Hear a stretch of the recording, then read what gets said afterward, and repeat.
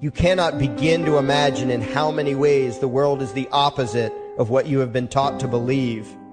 You see the guy who sells drugs to willing customers so he can feed his family as the scum of the earth, while you see the hypocrite who gives away stolen money in the name of government as a saint. You see the guy who tries to avoid being robbed by the federal thugs as a crook and a tax cheat, but see as virtuous the politician who gives away the same stolen loot to people to whom it does not belong. You see the cop as a good guy when he drags a man away from his friends and family and throws him in prison for 10 years for smoking a leaf, and you see anyone who defends himself from such barbaric fascism as the lowest form of life, a cop killer. In reality, most drug dealers are more virtuous than any government social worker, and prostitutes have far less to be ashamed of than political whores, because they trade only with what is rightfully theirs, and only with those who want to trade with them. The upstanding, church-going, law-abiding, tax-paying citizen who votes Democrat or Republican is far more despicable and a bigger threat to humanity than the most promiscuous, lazy, drug-snorting hippie. Why? Because the hippie is willing to let others be free, and the voter is not. The damage done to society by bad habits and loose morality is nothing compared to the damage done to society by the self-righteous violence committed in the name of the state. You imagine yourselves to be charitable and tolerant when you are nothing of the sort. Even the Nazis had table manners and proper etiquette when they weren't killing people. You think you're good people because you say please and thank you? You think sitting in that big building on Sunday makes you noble and righteous? The difference between you and a common thief is that the thief has the honesty to commit the crime himself, while you whine for government to do your stealing for you. The difference between you and the street thug is that the thug is open about the violence he commits, while you let others forcibly control your neighbors on your behalf. You advocate theft, harassment, assault, and even murder, but accept no responsibility for doing so. You old folks want the government to steal from your kids so you can get your monthly check. You parents want all your neighbors to be robbed to pay for your kids' schooling. You all vote for whichever crook promises to steal money from other people to pay for what you want. You demand that those people who engage in behaviors you don't approve of be dragged off and locked up, but feel no guilt for the countless lives your whims have destroyed. You even call the government thugs your representatives, and yet you never take responsibility for the evil they commit. You proudly support the troops as they kill whomever the liars in D.C. tell them to kill, and you feel good about it. You call yourselves Christians or Jews or claim to follow some other religion, but the truth is what you call your religion is empty window dressing. What you truly worship, the God you really bow to, what you really believe in is the state. Thou shalt not steal, thou shalt not murder, unless you can do it by way of government. Then it's just fine, isn't it? If you call it taxation and war, it stops being a sin, right? After all, it was only your God that said you shouldn't steal and murder, but the state said it was okay. It's pretty obvious which one outranks the other in your minds.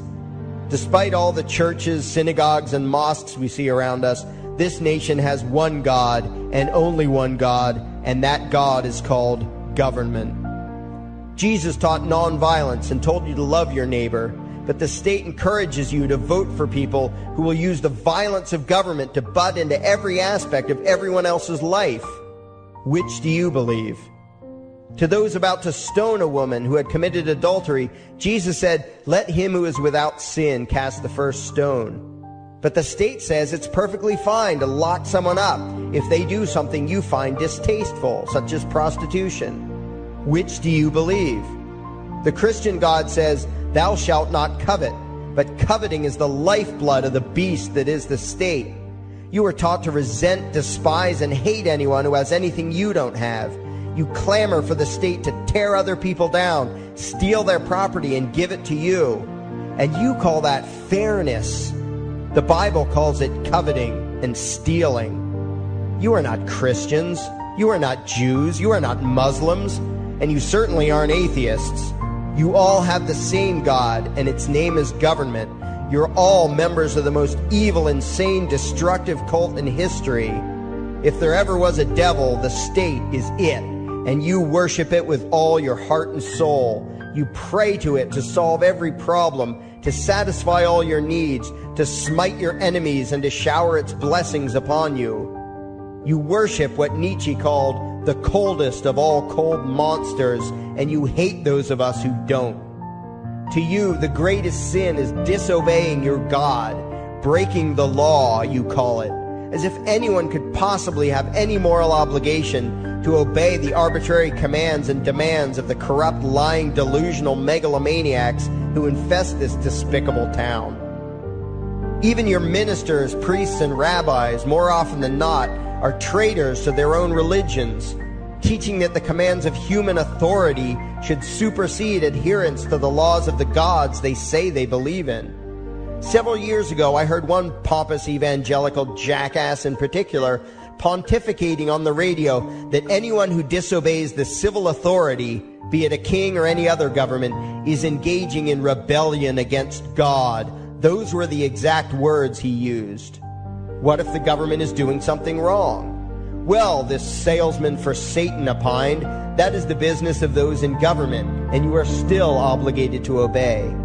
Everywhere you turn, be it the state or the church, the media or the schools, you are taught one thing above all else, the virtue of subjugating yourselves to mortals who claim to have the right to rule you.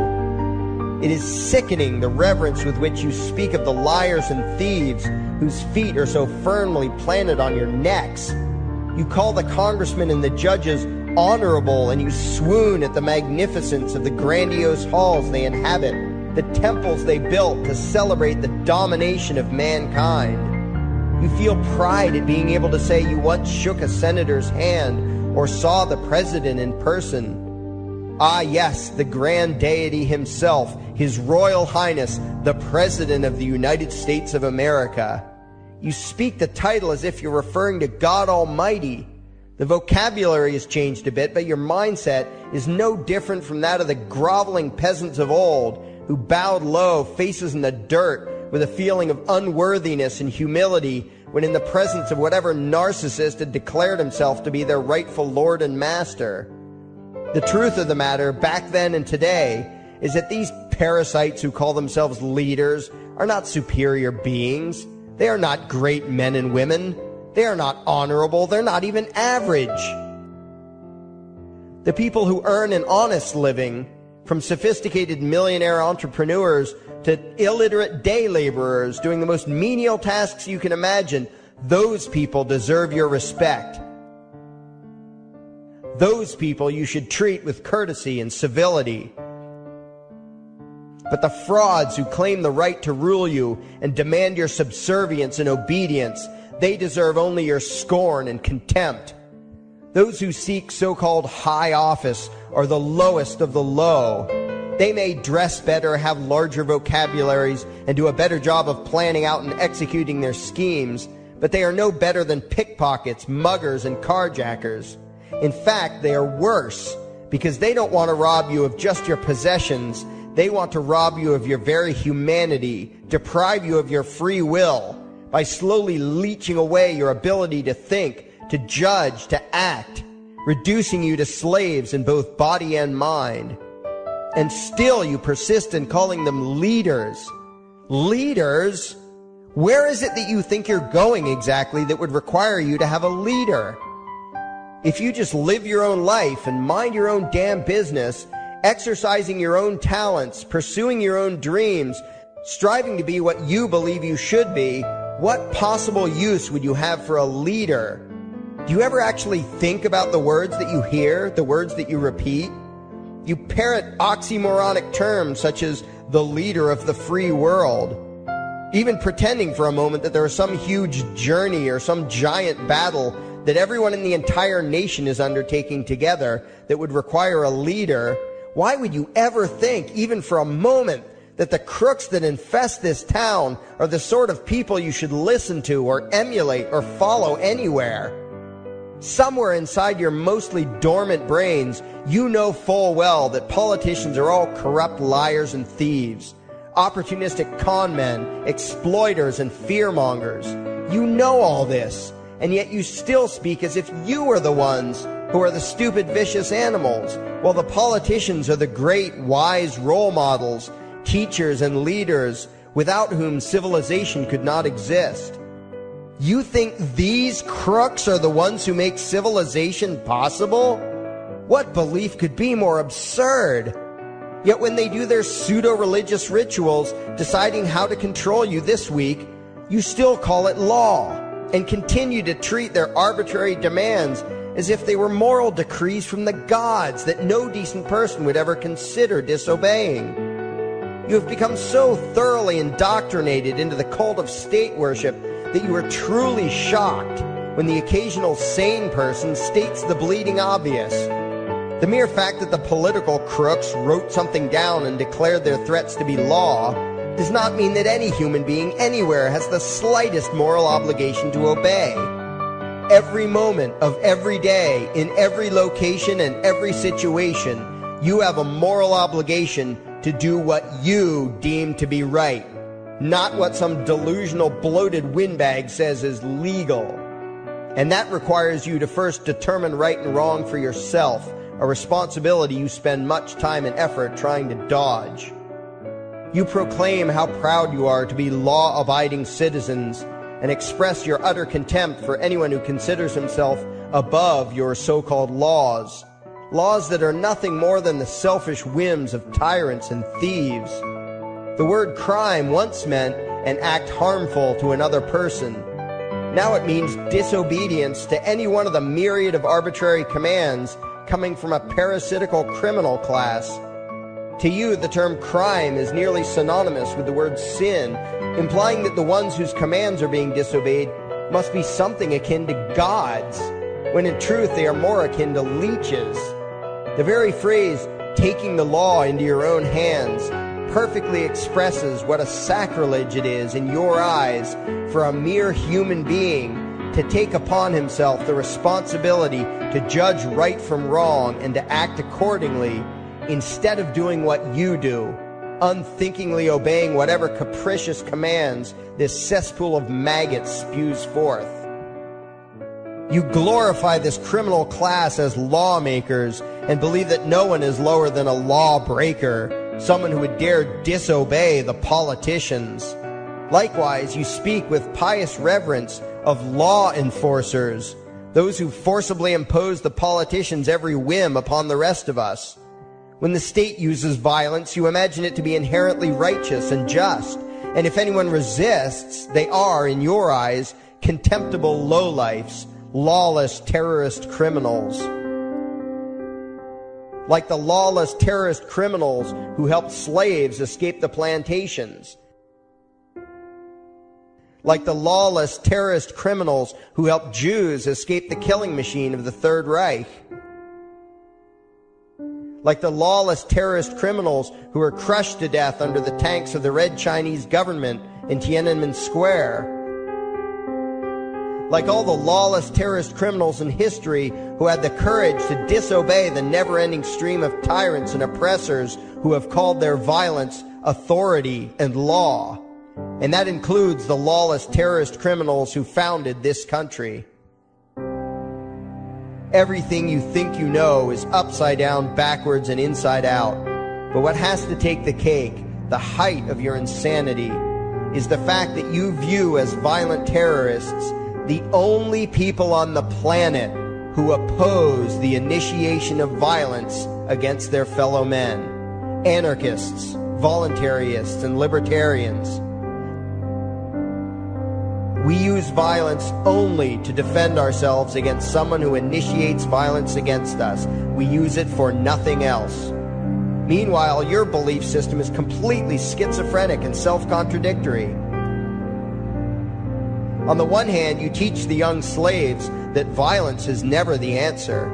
Yet out of the other side of your mouths, you advocate that everyone and everything, everywhere and at all times be controlled, monitored, taxed, and regulated through the force of government. In short, you are teaching your children that the masters may use violence whenever they please, but the slave should never resist. You indoctrinate your children into a life of unthinking, helpless subservience. You are putting the chains around their little necks and fastening the locks tight. And worst of all, you feel good about it. Out of one side of your mouths, you condemn the evils of fascism and socialism and lament the injustices of the regimes of Hitler, Stalin, and Mao. While out of the other side of your mouths, you preach exactly what they did. The worship of the collective, the subjugation of every individual to that evil insanity that wears the deceptive label, the common good. You babble on and on about diversity and open-mindedness, and then beg your masters to regulate and control every aspect of everyone's lives, creating a giant herd of unthinking conformist drones. You wear different clothes and have different hairstyles, and you think that makes you different. Yet all your minds are enslaved to the same club of masters and controllers. You think what they tell you to think and do what they tell you to do while imagining yourselves to be progressive, thinking, and enlightened. From your position of relative comfort and safety, you now condemn the evils of other lands and other times while turning a blind eye to the injustices happening right in front of you. You tell yourself that had you lived in those other places, in those other times, you would have been among those who stood up against oppression and defended the downtrodden. But that is a lie. You would have been right there with the rest of the flock of well-trained sheep, loudly demanding that the slaves be beaten, that the witches be burned, that the nonconformists and rebels be destroyed. How do I know this? Because that is exactly what you are doing today. Today's injustices and oppressions are fashionable and popular, and those who resist them, you tell yourselves, are just malcontents and freaks, people whose rights don't matter, people who deserve to be crushed under the boot of authority. Isn't that right? You bunch of spineless, unthinking hypocrites, look in the mirror. Take a good look at what you imagine to be righteous and kind. You are the devil's plaything. The crowds of thousands wildly applauding the speeches of Adolf Hitler, that was you. The mob demanding that Jesus Christ be nailed to the cross, that was you. The white invaders who celebrated the wholesale slaughter of those godless redskins, that was you. The throngs filling the Colosseum, applauding as the Christians were fed to the lions, that was you.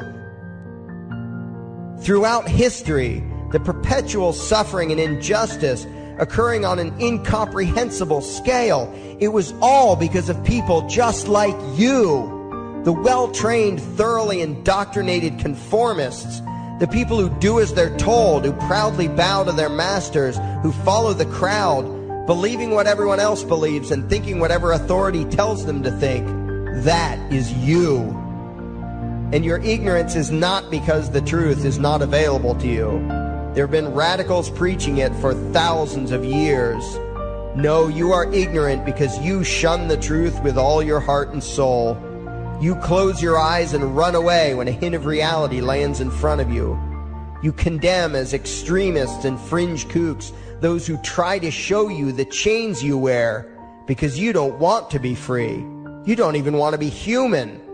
Responsibility and reality scare the hell out of you, so you cling tightly to your own enslavement and lash out at any who seek to free you from it. When someone opens the door to your cage, you cower back in the corner and yell, "Close it, close it." Well, some of us are finished with trying to save you. We've wasted enough effort trying to convince you that you should be free. All you ever do is spout back what your masters have taught you, that being free only leads to chaos and destruction, while being obedient and subservient leads to peace and prosperity. There are none so blind as those who will not see. And you nation of sheep, would rather die than see the truth.